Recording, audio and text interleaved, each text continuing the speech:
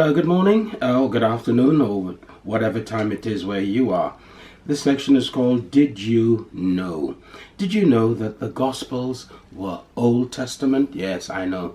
What did I say? The Gospels are Old Testament. And you say, how so? It says, well, in the Old Testament we have Sabbaths, we have Passovers, etc.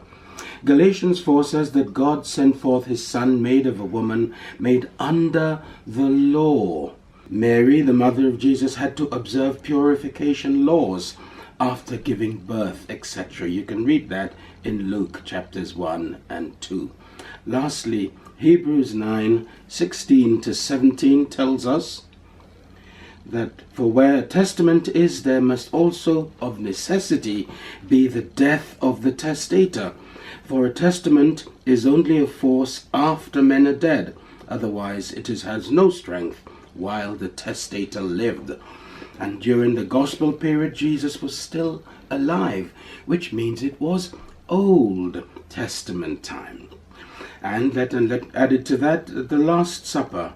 In Matthew 26:28, Jesus said, "This is my blood of the New Testament." So he instituted the New Testament just before he died on the cross and replaced the old Passover supper with the Lord's Supper, or the communion service as we know it, where of course the Last Supper, the Passover supper, was commemorating the children of Israel deliverance from Egypt and slavery in Egypt by the shed blood of that lamb which had to be killed, which of course represented our Lord Jesus, which was to be killed and had not yet been killed. And so just before he died, he instituted the new supper, the Lord's Supper, the communion service, which replaced the old Passover supper. And so just before he died, he said, "This is my blood of the New Testament," which was, of course, his death was to occur the following day after his arrest. Just to remind you, in completion, the Old Testament prophets all spoke of Jesus. John chapter 5 and verse 39 says, "Search the scriptures." And that was, of course, the Old Testament scriptures.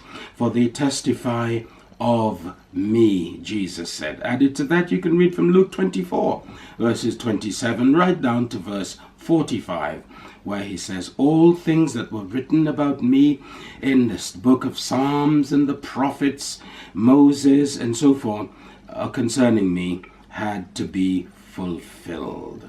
So the New Testament is a shift from Israel to the church. 1 Corinthians 10:32 says, "Give no offense in anything to the Jew, to the Gentiles, and to the church of God, which he has purchased with his own blood."